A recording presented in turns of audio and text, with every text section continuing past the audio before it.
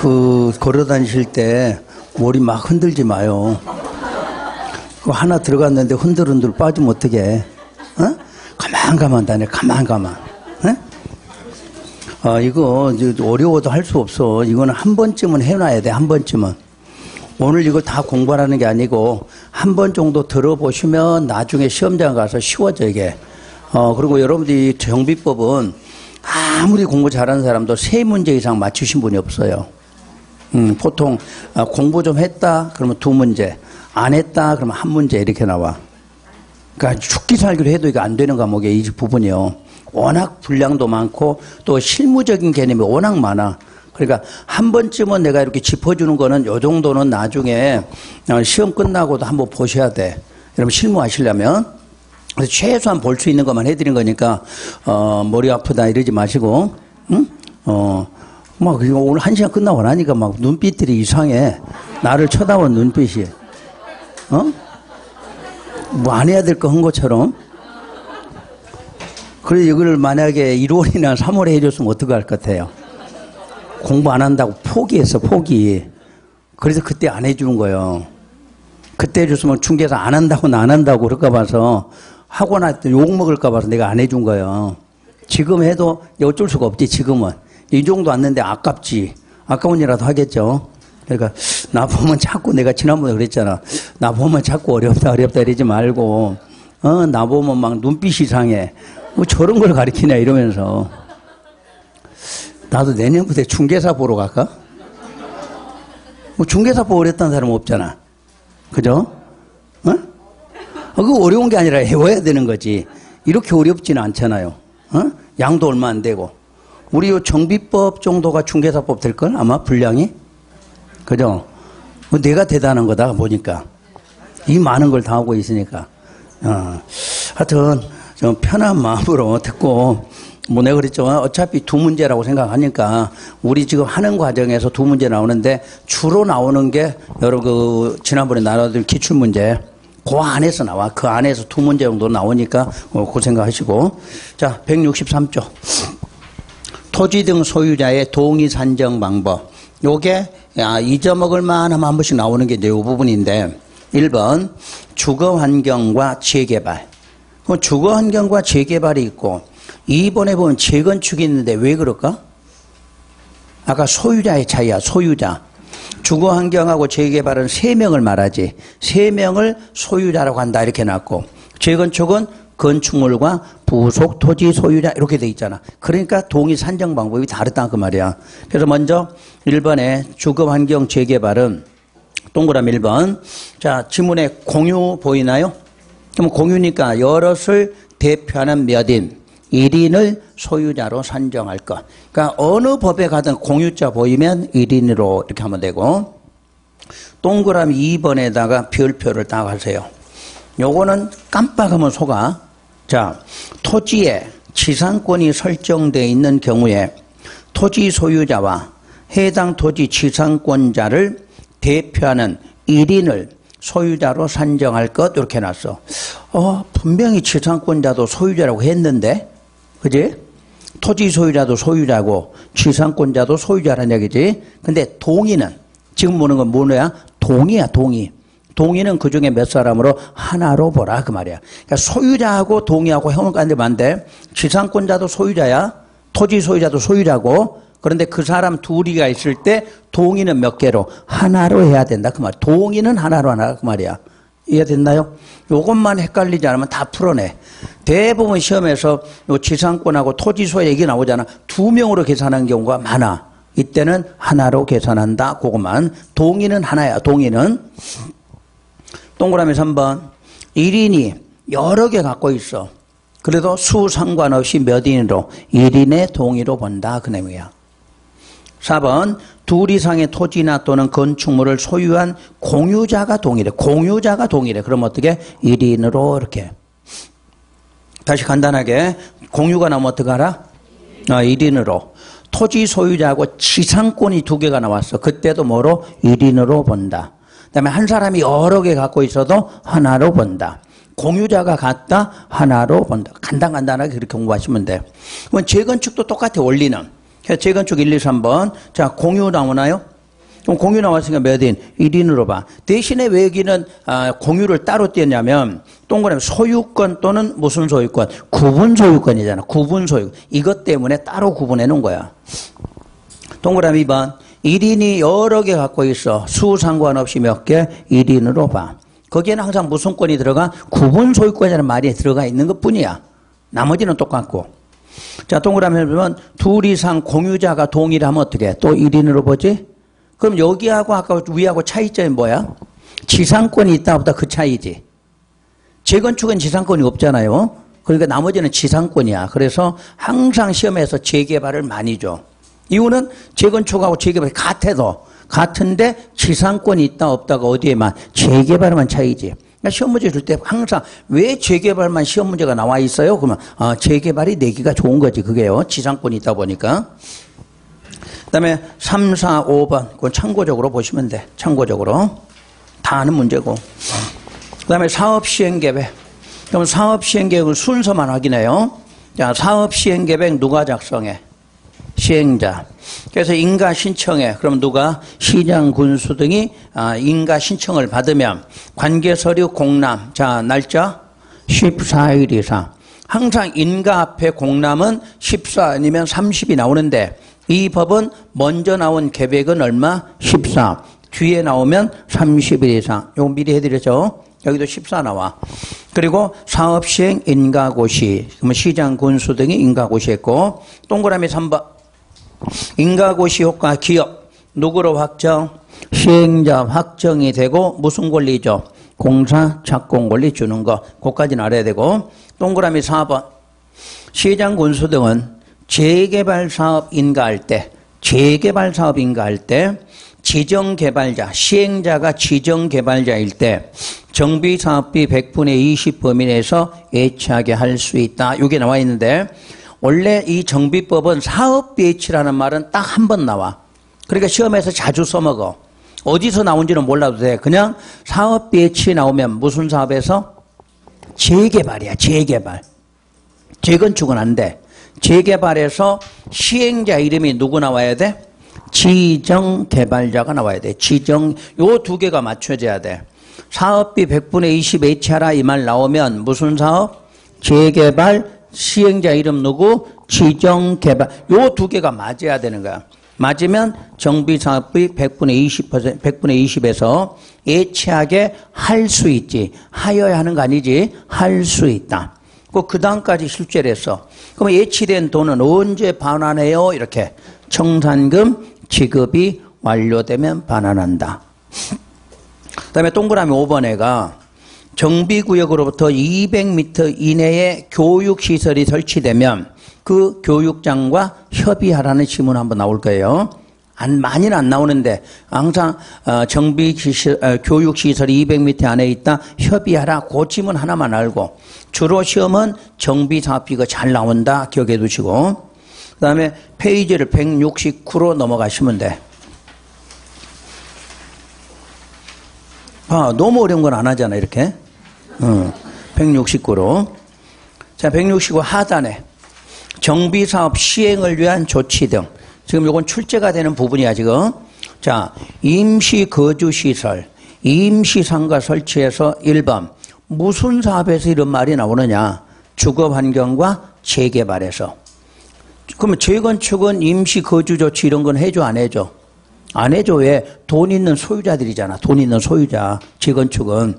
근데 주거환경과 재개발은 좀 못 사는 쪽이니까 이건 무슨 조치를 해줘야 돼. 그래서 주거환경 재개발은 철거되는 주택의 소유자나 세입자, 철거되는 주택 소유자나 세입자에 대해서 동그라미 1번 그 정비구역 내외에 소재한 임대주택 등의 시설에 임시거주나 동그라미 2번 주택자금 융자 알선 등 임시거주에 상응하는 조치를 하라 이렇게 나와. 그럼 시험에서 딱 이 지문 나오면 사업 이름만 찾으면 돼. 무슨 사업? 주거환경 재개발이야. 그 동그라미 2번에 주택자금 융자 알선 등 밑줄 그어졌나요? 거기다 물상 대비 이렇게 써보세요. 물상 대비. 썼나요? 페이지를 182로 넘겨보세요.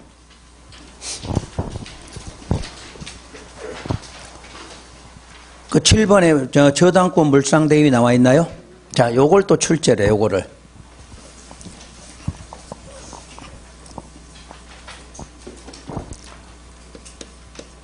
자, 주거환경과 재개발. 자, 재개발에서 지금 주택 뭐 하는 사람? 철거되는 자. 되는 자에게는 두 가지 조치를 해준다 이렇게 돼 있죠. 그때가 지금 주택자금, 융자, 알선해준다. 자, 앞에다 요거를 지금 누가 해준다? 시행자가 이렇게 하나 돼 있어. 그럼 바로 여기지. 자, 시행자는 알선만 해주는 거지. 시행자는. 융자는 어디서 해주나요? 금융기관 등에서 해주겠죠. 내가 은행 이렇게 안 한 이유가 제2금융권도 있죠. 그래서 그냥 금융기관 이렇게 하는 거예요. 그럼 융자를 해주는데 요 사람한테 왜 해주는가 보세요. 여기가 지금 재개발 지역이야. 무슨 동인데 재개발 들어갔어. 그럼 재개발 구역에 가면 분명히 이렇게 나눠져 있어. 1구역, 재개발 1구역, 2구역, 뭐 3구역, 4구역 이런 식으로 나눠져 있다는 이야기야. 그럼 이건 무슨 뜻이야? 사업을 순차적으로 한다는 이야기야. 순차적으로. 만약에 이 동해가 한 3,000세대가 살아. 너무 적지? 한 5,000세대 살아.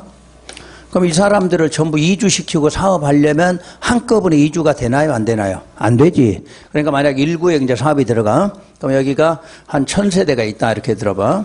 그럼 1,000세대를 어디로 옮겨야 될 거 아니야? 그래서 어디에다가 이제 임대주택 같은 걸 지어놓고 이렇게 이주를 시켜. 그래서 이주되면 여기 사업 들어가겠죠. 사업이 끝나. 이렇게 다시 들어가겠죠. 요게 순환 방식이라 그래. 순환. 그러니까 혹시 시험에서 순환 그러면 이런 걸 뜻하는 거야. 그러면 또 여기 사업하면 이렇게 오겠죠. 자, 이러는데 문제는 나는 여기로 가야 되는데 회사가 여기에 있어요. 회사가. 그럼 출퇴근이 너무 어렵잖아. 이러면. 그럼 나는 거기 안 들어갈래? 그런 거지. 그럼 안 들어갈래? 그럼 뭐 해줘? 주택자금 융자를 해준다. 이런 뜻이야. 그러니까 임대주택에 가서 사세요. 그럼 거기 가면 상관이 없는데 나는 못 가는 사람도 있다는 얘기지. 요렇게 가다 보니까 회사하고 너무 멀어져. 나는 회사가 여긴데. 그러니까 나는 요걸 신청하는 거지. 주택자금 융자 좀 해주세요. 이렇게. 그럼 알선 해주는 거지. 그래서 이제 융자를 해주는데 요저기다가 돈 융자 해주겠죠. 융자 하는데 그냥 해줄까? 뭐를 하고 해줄까? 자, 뭘 해줘?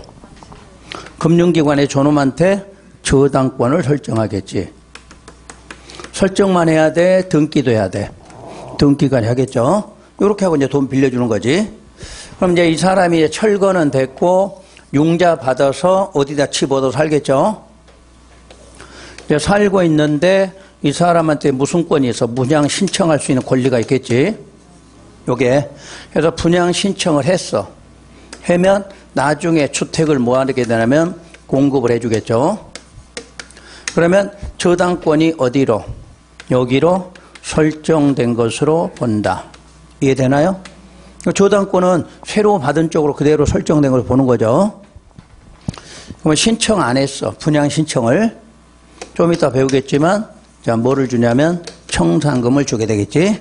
그러면 저당권자는 여기다가 대입하라 그 말이야. 청산금에다. 그런데 대입하더라도 뭐하라? 사전 압류하라.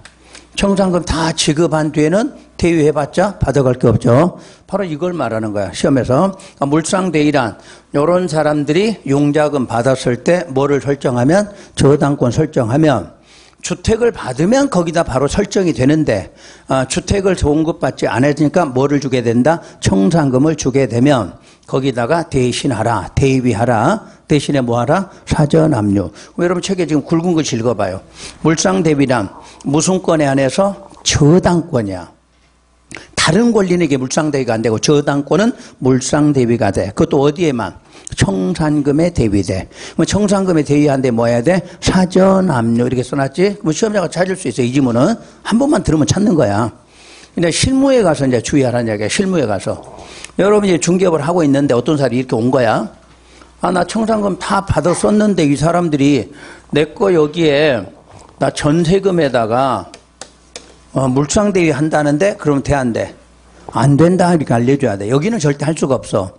이렇게 된 경우에 저당권은 오로지 어디에만 청산금에만 대위하라고 그랬지. 저기 전세금이나 어떤 보증금에다 대위할 수 없고 여러분 다른 통장에 돈 들어있어. 거기다 대위해 못해? 못한다 그 말이야. 오로지 어디에만 청산금이야.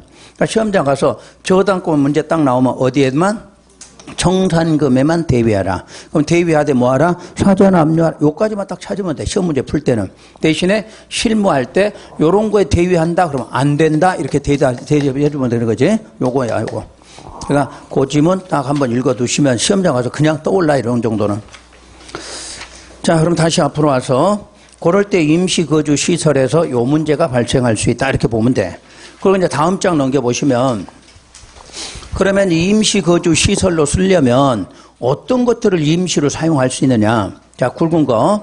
시행자들은 국가나 지자체, 공공단체나 개인 것까지도 개인의 시설이나 토지도 일시 사용할 수가 있어.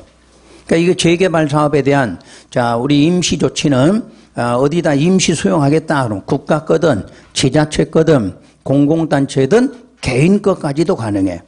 그리고 국가나 지자체, 국공유지는 대부료 사용료도 뭐가 돼? 면제가 돼. 그리고 그 밑줄 긋은 단어 다음 사유가 없는 한 뭐도 해서는 안 돼? 거절도 못해. 어떤 사유가 있으면 그거 빼놓고는 거절하지 말라. 그래서 매번 나왔던 게 1번이죠.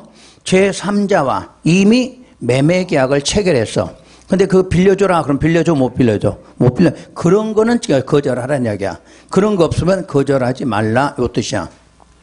동그라미 2번, 3번 그런 거 있어. 그러니까 일단 1번 하나라도 기억해.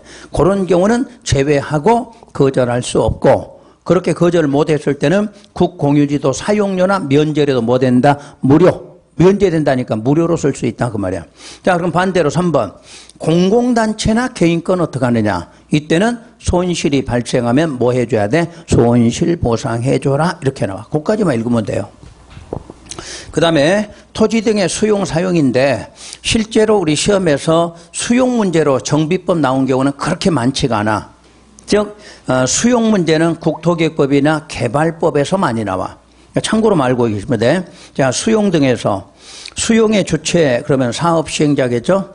사업 시행자는 정비 사업을 시행하기 위해서 필요하면 그 권리를 취득 사용할 수가 있다. 다만 재건축은 천재지변 등의 사유로 긴급한 정비 사업에 한한다 이렇게 놨네. 뭐 재건축은 원칙적으로 수용해 못해? 못한다. 그걸 기억해야 돼. 재건축은 수용이 안 돼. 자, 내 거 아파트 재건축하는데 옆에 땅 갖다가 수용해서는 안 된다 그 말이지. 근데 천재지변 사유라고 들어가면 뭐 할 수 있다? 수용이 된다. 그거하고. 그 다음에 3번의 특례. 특례에서 1번 하나 체크해서 읽으시고. 자, 하나 한 다음에 3번만 기억하세요. 3번. 보상 방법의 특례. 원래 보상 방법은 뭐가 원칙이죠? 보상 방법. 사전에 어떻게 해야 돼? 현금. 이게 원칙이야. 근데 이게 특례니까 사후에 뭘로? 현물로. 그러니까 그 단어를 알아야 돼. 보상 방법의 특례 그 말은 원칙은 사전에 현금. 근데 특례니까 사후 현물 보상 이렇게. 그때 문제가 사후 언제냐? 그게 준공인가 이후에 이렇게 놨네. 그럼 준공인가가 언제인지는 알아야 되겠네. 자, 또 한번 넘겨봐요. 안 외웠죠 아직? 순서. 응? 그렇게 자신있게 그러면 되나? 뜸 좀 들이다가 한지 안 한지 모르게 해야지. 자, 179 봐요. 자, 179 보면은 공사 완료해놓고 준공검사, 그 다음에 뭐야? 준공인가? 그 다음에 공사 완료. 그러니까 공사 완료 고시하기 전에 있는 뭐가? 준공, 이게 포인트야. 이 법은 공사가 끝나야 뭘 주는 게 아니라 준공인가만 돼도 뭐 나와? 현물 보상이 나와. 보통 시험에서 공사 완료 고시 후에 이렇게 나오면 그걸 다 맞는다고 생각하는 거지. 준공인가 이후에 현물 보상이 돼. 순서 외우시는 게 좋아. 자, 다시 앞으로 와서요. 자, 171. 오른쪽 3번. 다른 법률에 관계해서 1번 재건축의 1번 매도 청구 요것만 체크하면 돼. 매도 청구라는 단어는 무슨 사업만 나온다? 재건축만 나와. 그럼 왜요? 이걸로 물어야 돼. 왜요? 그러면 이거야. 재건축은 이런 동의가 필요하겠죠. 이런 동의가 받기 쉬워? 어려워? 어렵지. 그런데 자, 그 동그라미 1번. 동그라미 기억. 조합 설립에 뭐 하는 사람? 동의하지 않은 사람. 그럼 동의를 안 하니까 동의요건 충족하기 어렵잖아. 그럼 시행자들이 너 그럼 팔아. 팔아 하는 게 뭐야? 매도 청구권이야. 그래서 매도 청구권이 무슨 사업만? 재건축에만 있어. 그 정도만 알면 돼. 시험장 가서 조합 설립에 동의하지 아니한 자는 시행자가 매도 청구한다 이 말 나오면 무슨 사업? 재건축에서만. 그거만 딱 하면 돼. 자, 쭉 내려오면 양괄호 2번. 다른 법률의 적용 성내 동그라미 1번만 체크. 주택도시기금법 배제 말 나와 있는데 요거를 그 밑에다 하나 적어 보세요.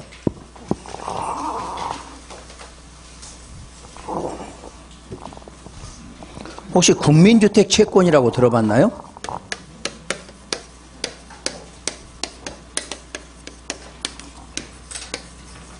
소리는 무슨 주택? 국민주택. 국민주택 만들려니까 돈이 필요하겠죠? 그럼 채권 발행하겠지.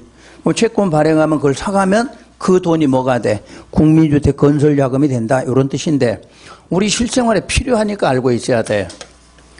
일종 국민주택 채권이 있고 이종 국민주택 채권이 있는데 요 일종을 알고 있어야 돼. 일종.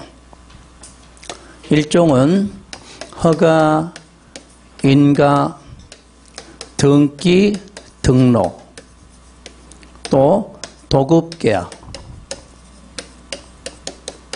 체결자 이런 사람들이 의무적으로 매입하는 채권이야. 의무적으로 매입하는 채권을 일종 국민주택 채권이라고. 의무적 매입은 5년 되는 날에 상환해주는 채권이야. 여러분 실생활에 관련돼 있지. 실생활에. 자, 여러분들 자동차 타고 다녀. 자동차. 승용차. 그러면 그냥 타고 다니는 게 등록해야지. 등록. 자, 여기 나왔네. 등록. 등록하려면 몇 종 채권? 일종 채권 매입해야 돼. 매입한 적이 있어 없어? 있는데 거기서 되파는 거지. 왜? 5년간 갖고 있어야 되잖아. 이해가 되셨나? 할인해서 팔잖아. 할인해서. 그러니까 직접 안 했지. 그냥 딜러가 알아서 해준 거지. 근데 원래는 다 사야 되는 거야. 그래서 그 계산서 보면 써 있어. 일종 채권 매입 금액 얼마. 근데 그 돈보다 다 준 게 아니라 거기서 사고 그 자리에 되팔고 오는 거지. 요거 갖고 있으면 복리로 이상부터 괜찮아. 갖고 있으면. 요즘에 은행 금리보다 채권 금리가 훨씬 높지. 요런 거야. 요런 거. 그러니까 5년 내가 오늘 샀잖아. 그럼 오늘부터 딱 몇 년. 5년 되는 날 은행에 갖고 오면 돈 주는 거야. 그게 바로 채권이야. 그럼 이제 집을 샀어. 이전 등기해야 되겠지? 그때 몇 종? 일종 채권. 우리 실생활에 관련 있잖아 이게. 근데 우리는 실제로 사본 적은 없어. 다 그 자리에 되팔고 오는 거니까. 그 다음에 이제 하다못해 뭐 받아도 허가. 그러면 건축물 건축하려고 건축허가 받겠죠? 그럼 몇 종 채권? 일종. 여러분 관계없는 인가. 이건 공적이니까 여러분이 받을 일은 없을 거란 얘기야. 그러나 인가 받을 때도 항상 몇 종? 일종 채권. 또 계약을 공공하고 저 지자체나 이런 사람하고 도급계약하지. 도급계약 체결할 때도 반드시 일종 채권. 요 정도는 알고 계셔야 돼. 그래서 자꾸 내는 거야 시험에서 여기까지는. 자, 그럼 딱 보면 이것도 무슨 사업만? 주거환경. 그러니까 못 사는 사람이야. 달동네 사람들. 달동네 사람들은 건축 허가 나왔네. 또 부동산 등기 나왔네. 등기. 허가 등기 나왔잖아. 그럼 원래대로 몇 종 채권? 일종 채권 매입해야지. 그러나 이런 경우는 일종 채권을 매입하지 않아도 하겠다. 이렇게 나왔어. 무슨 사업만? 주거환경만. 아무 사업이 아니고 주거환경만큼은 허가나 인가 등기 이런 거 나오면 당연히 채권 매입하는데 건축허가나 부동산 등기할 때도 일종 채권 매입 안 해도 된다. 이렇게 나와. 자, 다음 장으로 넘기셔서 자, 4번 번호 오른쪽에 재개발사업 시행방식 이런 말 있나요? 혹시 재개발사업 시행방식이 뭐야? 두 가지. 재개발의 시행방식은 환지방식과 관리 처분 방식 두 가지가 있죠. 응? 요걸 말해. 그때 전환할 수 있는데 그 전환은 요렇게만 돼. 환지에서 관리 처분으로 전환할 수 있다. 그러면 전환할 때 승인이 있어야 된다. 승인은 시장군수예요. 시장군수에게 승인을 받으면 관리 처분 방식으로 하던 것을 환지 방식으로 하던 걸 뭘로 관리 처분으로 전환할 수 있다. 요 뜻이야. 그러니까 시험장 가면 딱 단어가 나와. 단어. 시행 방식 전환하면 무슨 사업만? 재개발만 나와야 돼. 또 두 개가 동시에 되는 게 아니고 어디서 어디로만? 환지에서 관리로만 돼. 환지에서 관리로만. 동그라미 동의 요건 아무것도 필요 없어. 그냥 시행 방식 전환하면 무슨 사업? 재개발 어디서 어디로? 환지에서 관리로. 이것만 딱 찾으면 돼. 그 다음 5번. 지상권 등 계약 해지. 요거는 이제 빈도가 높지, 이거는. 왜냐? 우리가 개발법 배울 때 권리 조정, 용의권자 보호 이런 거 배우셨지? 그것과 거의 유사해. 그래서 내가 먼저 한번 적어볼 테니까 따라서 적어보세요. 이거는. 적다 보면 이거였지 하고 기억나실 거야.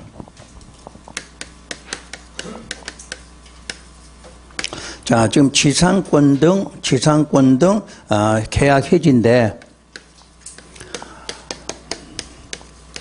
이때 해지하는 사람이 누구냐면은 권리자야. 권리자. 그 권리자가 누구냐면 지상권, 전세권, 또 임차권. 자, 이런 권리자들은 권리 목적을 달성할 수 없으면 계약 해지하라 이렇게 해놨어. 권리자들은 그 권리 목적을 달성할 수 없게 되면 바로 뭐하라? 계약 해지. 근데 요게 도시개발법은 계약 해지 문제가 누가 있냐면 당사자라고 돼 있어. 당사자. 당사자가 누구죠? 소유자, 권리자지. 근데 여기는 딱 권리자만 해. 소유자는 못하는 권리예요. 권리자만 이렇게 하라고 돼 있어. 그럼 두 번째. 그럼 권리자가 지금 해지를 했어. 해지하면, 자, 전세권이니까 전세금이 되겠죠. 임차권은 무슨 보증금 문제가 되겠지.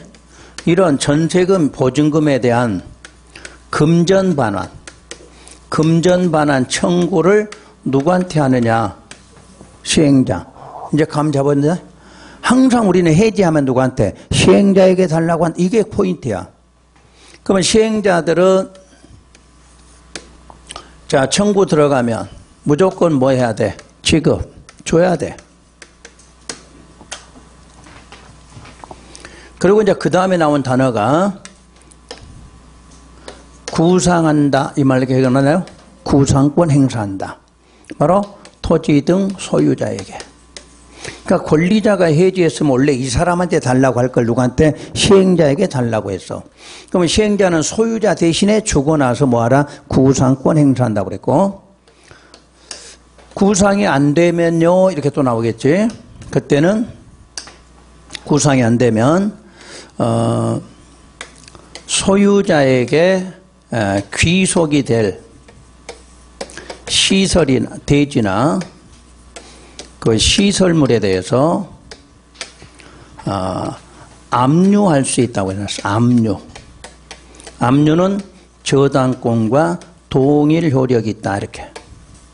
압류했는데 무슨 권과 같은? 저당권과 같은 효력을 준다 이렇게 해놨어. 그러면 대표적으로 차이점이 나는 게 여러분들 시험에는 이런 걸 기억하면 돼요. 도시개발법에서는 뭐로 나온다? 당사자로 나온다. 여기는 누구만? 권리자로 나온다. 그리고 시험 내면 이거밖에 안 나와. 여기밖에. 무조건 돈은 누구한테 달라고 한다? 시행자. 그럼 시행자는 무조건 준다. 그리고 이걸 내겠지. 그럼 구상 안 되면 어떻게 하느냐? 저쪽 법은, 개발법은 강제징수나 징수 위탁한다 이렇게 돼 있어. 근데 여기는 바로 뭐더라? 압류더라. 압류. 압류이면서 무슨 권? 저당권. 그러니까 여러분 시험에서 요 두 가지만 딱 머릿속에 연상하시면 돼. 다른 과정은 다 어차피 맞춰주겠잖아요. 응? 무조건 해지했다. 어느 법이든 해지하면 누구한테? 시행자. 이거는 저 위에 건 나오지도 않아. 무조건 뭐 나와? 시행자한테 이것밖에 안 나와. 그럼 시행자는 지급하고 무슨 권? 구상권. 그래서 이제 구상이 안 됐을 때만 양쪽 구분해야 돼. 개발법은 강제징수 들어가. 강제징수. 여기는 그냥 바로 압류 들어가. 강제징수, 압류 이것만 하면 되지. 압류해놓고 무슨 권? 저당권과 동일 효력이 있다. 이렇게. 길게 할 건 없고 이렇게만 구분해도 문제는 찾으실 거니까. 자, 그거 한번 읽어보시고 다음 장 넘겨서 관리처분 계획 등. 그래서 1번 분양공고, 분양신청 등의 1번 분양공고. 사업시행자는 사업시행 인가고시가 있은 날, 괄호 보지 말고 있은 날부터 120일 이내에 다음 사항을 동그라미 1번 소유자에게 통지하고 2번 그 대지 건축물 내역 등을 일간신문에 공고한다.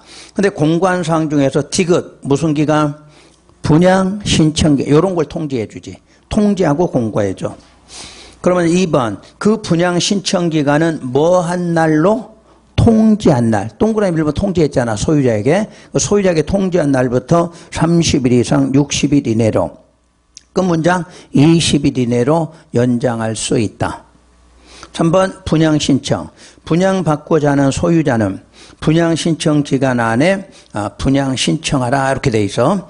그럼 동그라미 1, 2, 양괄호 2번, 3번 요까지는 입체완지 신청과 같은 방법이죠. 혹시 기억나나요? 입체완지 신청? 입체완지 신청할 때도 무조건 소유자에게 뭐해? 통지하고 신문에 광고 내고 기간 얼마로? 통지한 날로부터 30일 이상 60일 이내로 20일 연장하고 그 기간 안에 신청하라. 똑같아 원리가. 항상 하나 갖고 두 개를 생각하고 그러니까 분양 신청하고 무슨 신청이 같다? 입체완지 신청 같다. 이렇게 연상하라는 얘기야. 그 다음에 동그라미 5번으로 내려오세요. 양괄호 5번. 역시 무슨 지구? 투기과열. 1번 원칙. 3사 규정에도 불구하고 투기과열지구 정비사업에서 관리처분 계획에 따라 일반 분양, 거기 동그라미가 안 들어있네. 일반 분양분. 그러면 여러분 재건축 재개발하면 자 조합원에게 주는 게 있고 조합원 외의자에게 주는 게 있지. 조합원 외의자에게 주는 게 무슨 분양? 일반 분양이라고 그래. 일반 분양. 그런 일반 분양분의 분양 대상자 및 그 세대에 속한 자들은 분양 대상자 선정일로부터 5년 이내에는 투기과열지구에서 분양 신청할 수 없다라고 돼 있어. 그러니까 이미 여러분들이 그 안에 그 아파트를 갖고 있더라도 뭐로 당첨이 됐어? 일반 분양으로 당첨이 되면 그 선정되고 나서는 내가 아무리 아파트를 갖고 있더라도 5년 안에는 무슨 신청? 분양 신청할 수 없게 한다. 그런 뜻이에요. 그런데 동그라미 2번. 상속, 결혼, 이혼으로 조합원의 자격을 취득한 경우는 분양 신청할 수도 있다. 아까 여기 어디하고 또 유사하지? 아까 조합원. 아까 조합원 다시 한번 앞으로 보세요. 이런 것만 여러분들이 이제 머릿속에 또 연상이 되면 돼. 아까 페이지가 155쪽. 아까 155쪽에 투기과열 조합원 자격의 양도 제한이 있었죠. 그때 예외가 뭐뭐는 제외한다. 상속 이혼이었지. 상속 이혼. 근데 여기는 결혼이 하나 더 들어가 있네. 그것만 답 찾고 가면 돼. 시험장 가서. 그러니까 같은 투기과열지구 시험 나오면 조합원 양도 쪽에서는 상속 이혼이고 분양신 쪽에서는 뭐다? 상속 이혼, 결혼도 있더라. 그렇게. 다 하려면 공부 어려워. 그러니까 투기과열지구 문제가 두 번 나온 거지. 조합원 자격 양도가 있고 분양신청 두 군데 나온 거죠. 양도 제한에는 뭐뭐는 제외한다. 상속과 이혼은 제외한다. 그런데 분양신청의 투기과열지구는 상속, 이혼, 결혼까지도 예외가 있다. 그거잖아. 어렵게 하지 말고 딱딱 그것만 어디까지만 딱 구분하시면 돼. 그러면 7번. 그 이제 7번에 보면 그럼 분양 신청 아는 사람의 조치란 사업시행자는 관리처분계획 인가 고시됐다. 그럼 인가 거기다 무슨 권리 나온다고? 관리처분계획 인가되면 입주권, 분양권 나와. 그럼 입주권이나 분양권이 나오는 날에 무슨 날? 다음, 이거 시험 문제가 요거 내면 다음 날을 꼭 찾아야 돼. 우리가 이렇게 생각하면 돼. 권리가 확정되면 항상 무슨 날? 다음 날로 돼 있지. 환지처분 공고일의 다음 날. 분양처분 고시일의 다음 날이 돼야 권리가 확정되는 거지. 여기도 마찬가지야. 입주권이나 분양권이나 권리가 확정되는 거 언제부터? 다음 날로부터 계산돼. 그 다음 날로부터 90일 안에 다음에서 정하는 자와 손실보상에 관한 협의하라. 자, 손실보상 나왔어 또. 거기다 청사한 적으면 되겠지? 아까도 조합원 자격이 없는 사람 뭐하라? 청산해줘라 그랬잖아. 그럼 분양 신청 안 했으니까 어떡하라? 청산해줘라 이렇게 나올 거 아니야. 그래서 이 기업 분양 신청하지 않은 사람. 그럼 분양 신청 안 했으니까 입주권 분양권 안 받을 거잖아. 그러니까 뭐하라? 돈으로 계산해줘라 이렇게 되겠지. 두 번째, 신청기간 종료 전에 분양 신청을 뭐 했다? 철회. 신청했다 철회했어. 그럼 안 받기로 했잖아. 그리고 바로 디귿. 투기과열지구에서 분양 신청할 수 없는 자 있다고 그랬지 아까. 5년 안에는 분양 신청할 수 없다고 그랬지. 그럼 나는 이미 아파트 갖고 있는데 어떻게 해야 돼? 그러면 돈으로 줘야지. 그래서 바로 손실보상 협의하라 이렇게 나오지. 그러니까 주로 시험에서 나오면 기역 디귿. 응? 신청 안 했다. 또 아까 투기과열지 분양 신청 대상에서 뭐 됐다? 제외됐다. 하기로 하지 못하겠다. 그런 사람들은 현금 청산해 줘야 된다 그 말이야. 자, 그때 날짜 무슨 날? 관리처분계획 인가고시 다음 날부터 90일 요까지만. 그리고 이제 오른쪽에 동그라미 2번 이런 건 아무것도 볼 필요 없어. 어차피 그것까지 들어가지는 않으니까. 그 다음에 8번 분양 신청 자녀분에 대한 조치. 1번 사업시행자는 분양 신청을 받은 후 자녀분이 있는 경우 정관 등이나 사업시행계획이 정하는 목적을 위하여 보류지로 정하거나. 혹시 보류지가 뭐죠? 보류지? 공공시설 용지로 쓰는 거지. 그러니까 공공시설 용지로 쓰는 걸로 정하든가 조합원 또는 토지 소유자 이외의 자에게 분양. 그게 무슨 분양? 그게 일반 분양이야. 조합원에게 주거나 그 소유자에게 주는 것은 조합원에게 주는 권리죠. 그런데 그 외의 자들은 일반 분양이 돼. 자, 일반 분양이라는 건 뭘로 당첨된 사람? 청약, 통장. 통장으로 당첨이 된 거지. 그래서 요거를 우리는 무슨 권이라 그래? 분양권이라 그래. 분양권. 자, 조합원에게 주는 것. 그렇지, 입주권. 조합원에게 주는 권리는 입주권이고 우리 일반인들이 통장하고 당첨이 되면 그건 입주권이 아니라 분양권이다 이렇게 말해. 그래서 동그라미 2번 조합원 외의자에게 분양하는 일반 분양은 그 다음 줄 주택법, 주택공급에 관한 규정을 준용한다 이렇게 놨어. 여기에 조합원은 이 법으로 끝나. 근데 일반 분양 받은 사람은 무슨 법에 적용을 받아? 주택법에 적용을 받아. 주택법을. 그 다음 관리처분계획 인가. 관리처분계획 인가에서 동그라미 1번 포함사항 중에 분양 설계 하나만 기억해. 분양 설계. 자, 다음 장 넘어갈게요. 관리처분계획의 기준. 그럼 관리처분계획 기준은 우리 무슨 계획과 같다고 그랬죠? 환지계획. 어? 그럼 환지계획도 우리 작성할 때 기준이 있었죠. 이때는 몇 개 항목?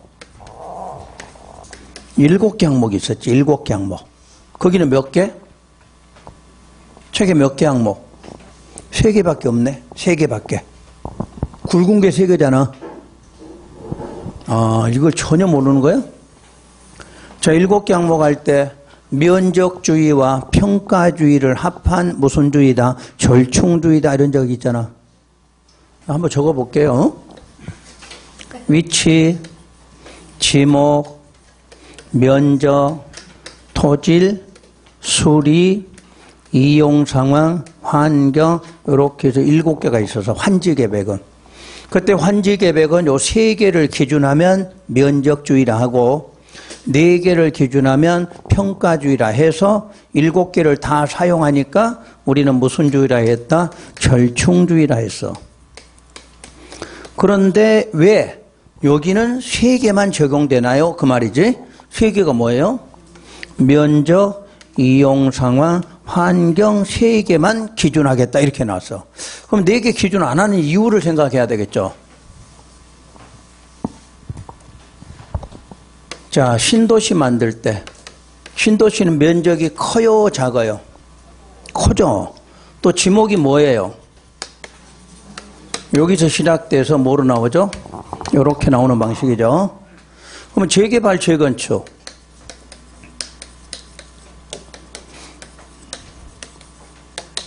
지목이 뭐죠? 또 뭐로 나와? 이렇게 나오잖아. 그러면 일단 위치부터 해볼게요. 신도시는 아주 큰, 한 330만 제곱미터. 근데 지금 재건축 같은 거는, 자, 울산광역시 무슨 구, 무슨 동, 몇 번지, 위치 중요해, 안 중요해? 안 중요하지. 나 1동에 살다 2동으로 갔어. 안 중요해. 몇 번지. 같은 번지 안에서 움직이는 거잖아. 같은 번지. 그러니까 뭐가 필요 없어? 위치가 필요 없지. 신도시는 어떻게 돼? 저기 살다 저 끝으로 가면 달라지지. 그러니까 재건축, 재개발은 위치는 안 중요해. 근데 자, 지목도 여기는 필요 없지. 뭐에서 뭐니까? 돼서 되니까. 여기는 이렇게 되니까 지목을 따져야 될 거 아니야. 그러니까 2개는 필요 없다. 그럼 면적은 항상 중요하지? 면적은 돈하고 관련되어 있잖아. 그러니까 면적. 그 다음에 토지의 질이 같아, 달라? 여기는 같고 신도시는 다르지. 진흙밥, 황토박, 자갈밥, 바위돌 이렇게 할 거냐. 여기는 뭐 여기서 여기로 나왔잖아. 토지저 같지. 그 다음에 술이라는 게 물을 이용하는 시설이야. 여기는 물 이용하는 시설이 있어야 돼, 없어야 돼? 있어야지. 용수로 있어야지, 용수로. 자, 대지에다 뭐 물 주는 거 있나? 없지. 그러니까 빼고. 그 다음에 자, 이것도 필요 없고. 이용 상황은 중요하지? 환경 중요하죠? 값이 달라질 거 아니야. 그래서 3개만 기준한다. 이런 식이야. 그러니까 앞으로 애우들에도 이걸 생각하면서 공부하라는 얘기야. 오늘 한번 딱 해줬으니까 한번 생각해보고, 아, 그래서 여기는 7개 중에 몇 개? 3개만 필요하고, 환지는 7개가 필요하고, 이렇게 바꿔놓을 수 있거든. 이렇게 기억 안 하고 하잖아? 그럼 지목, 면적 딱 나와. 못 찾아, 이거. 한 번은 생각하라는 얘기예요. 자, 그러면 그렇게 여러 가지를 합리적으로 이용하도록 한다. 그러면 청산 문제 생겨, 안 생겨? 원칙이니까 청산 안 생겨, 그 말이야. 환지계획 작성할 때도 7개 항목 적용하면 청산해, 안 해? 안 해, 그랬잖아. 그럼 관리처분계획도 3개 기준하면 청산 안 해, 그 말이야. 원칙이니까. 그럼 예외, 그러니까 뭐, 청산 나와야 되겠지, 예외부터. 그러니까 환지계획이 안 되면 여기도 안 되는 거야. 환지계획이 되면 이것도 되는 거고. 그러니까 여기 원망하지 마. 공부 안 된 건 어디가? 환지 쪽이 안 된 거야. 환지 쪽이. 이게 안 된 게 아니고. 그래서 자, 예외. 지나치게 좁거나 넓은 토지 건축물은 증가하거나 감소시켜서 적정 규모가 되도록 한다. 그러면 증환지, 감환지 개념이죠. 그럼 뭐 해야 될까? 청산해야 되겠지. 청산. 그 다음에 너무 좁은 토지 건축물. 정비구역 지정 후 분할된 토지를 취득한 자는 어떻게 하라? 현금, 아예 써놨네. 현금 청산하라고. 그럼 너무 좁은 토지니까 뭘까 이게? 과소토지지. 과소토지 환지 부지정하면 청산한다 이렇게 배웠잖아. 똑같아. 근데 그 다음 거가 문제지. 정비구역 지정 후 분할된 토지를 취득한 사람은 왜 입주권 안 주고 돈을 줘야 돼? 분할. 뭐야? 투기잖아, 분할. 앞으로 공부자 분할, 그럼 뭐? 투기니까 허가받게 하고, 이 사람한테는 입주권 주면 돼, 안 돼? 안 돼. 그러니까 현금 청산하라, 그 말. 자주 나오는 지문이 이거잖아. 3번은 쭉 읽으면 입체환지 개념이야, 입체환지 개념. 자, 4번. 분양 설계에 관한 계획은 분양 신청 기간 만료되는 날 기준수. 이게 아주 잘 나왔지.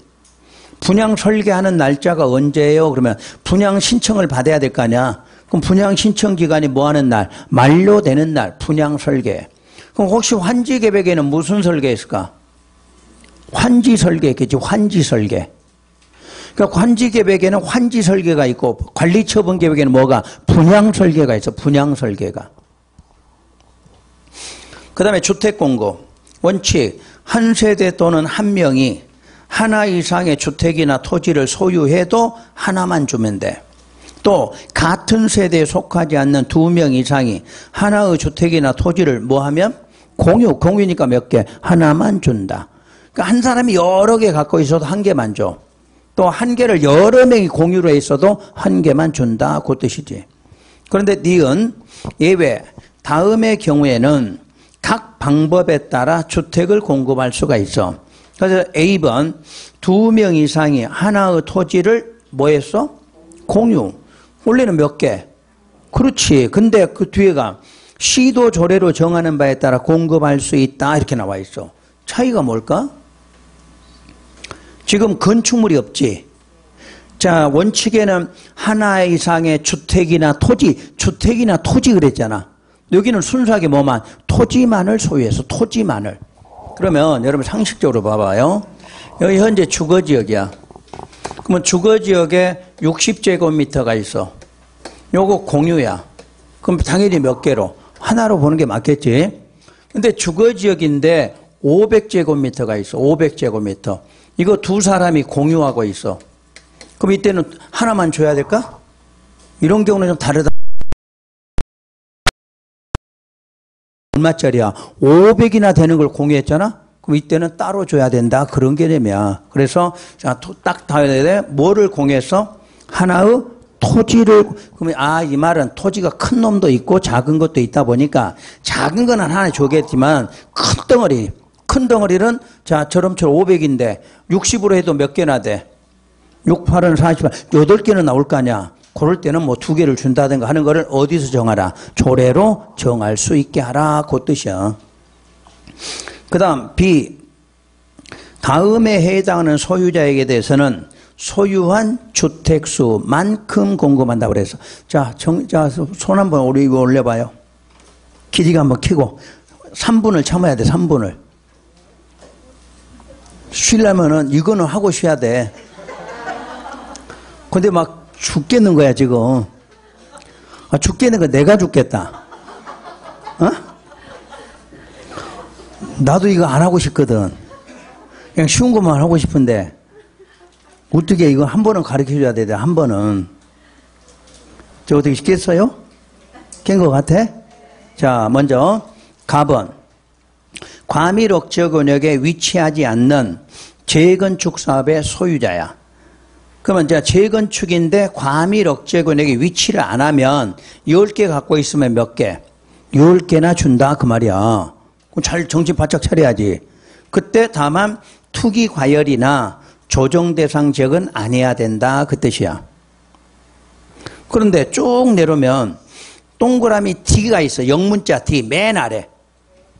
과밀 억제 권역에 위치한 재건축은 소유자가 소유한 주택수 범위 내에서 3주택까지 공급할 수 있고 투기나 조정 대상은 아니다 이렇게 돼 있네. 이걸 시험에 내는 거잖아. 이제 이걸 2개를.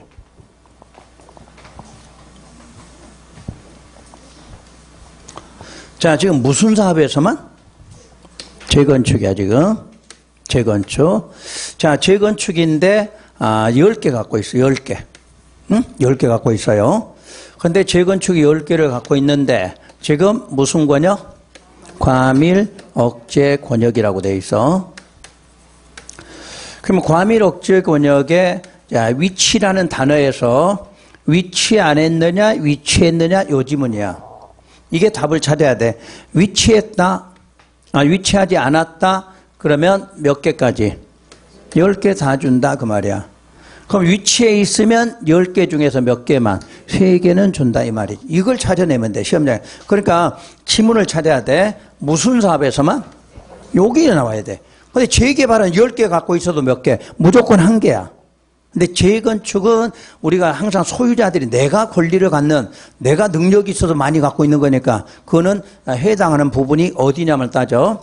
여기에 위치를 안 하면 그대로 소유한 주택수만큼. 거기에 위치했으면 갖고 있는 것 중에서 몇 개만, 3개까지만 준다. 요 뜻이지. 구분하겠죠? 어차피 시험장은 요거밖에 안 나와. 내용 자체가. 소유한 주택수만큼이냐, 갖고 있는 중에서 3개까지 주느냐, 요거. 정신 차렸죠, 요거? 그 대신에 다시 어디가 아니어야 돼? 어디가 아니어야 돼? 투기하고 조정 대상은 아니어야 돼. 요 뜻이야. 투기 과열이 위치했든 위치하지 않았든 어디는 아니어야 돼? 투기 과열이나 조정. 어차피 시험에 이걸 맞춰주는데 그래도 공부할 때는 알고 가셔야 되니까. 그러니까 시험장에서 재건축 요거 딱 나오면 위치하고 있느냐, 위치하고 안 했느냐, 요것만 답 찾으면 답은 물어지게 되겠고. 자, 그까지 하고, 영문자 시. 요거는 아직 시험에 출제된 적은 없어. 근데 여러분 실무에서는 한 번쯤 여러분이 써야 되는 부분이야. 자, 종전 토지나 건물의 가격 범위 안에서 또는 종전의 면적 범위 내에서 몇 개, 2주택을 공급할 수 있게 해놨다. 이렇게 나왔네. 자, 금액을 한번 해볼게요. 여러분이 금액상으로 15억짜리를 갖고 있어. 15억짜리. 그러면 9억짜리에다 6억짜리 이렇게 받을 수도 있다. 그래서 몇 개? 2개 받아도 된다 그 말이야. 자, 면적이 있어. 200제곱미터짜리. 그럼 이건 전용 면적 200인데 커 작아? 너무 큰가? 너무 커? 현실적으로 안 맞지? 전용 면적 200짜리 갖고 있는 사람 거의 없을걸?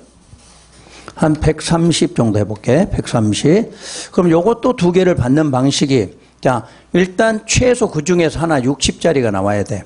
그럼 하나는 70. 그래서 합계 130이야. 왜 이렇게 되냐면 면적 나올 때 둘 중에 하나는 무조건 얼마? 60 이하로 하라. 이렇게 해놨어. 그거 한번 읽어봐요.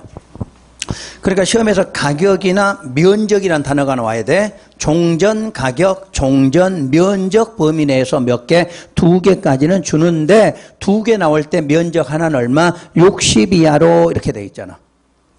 그래서 요 현실에 가면 있어. 여러분들이 재개발 재건축하면 있다고. 이거는 재개발 재건축 다 해당돼? 재개발 재건축 다 되는 거야. 아까 과밀 억제 권역은 재건축이었고 요건 재개발 재건축 다 되는 거야. 그러니까 여러분이 필히 이건 알아야 돼. 그럴 때 60 이하로 하고, 또 60 이하짜리는 조건이 하나 있어.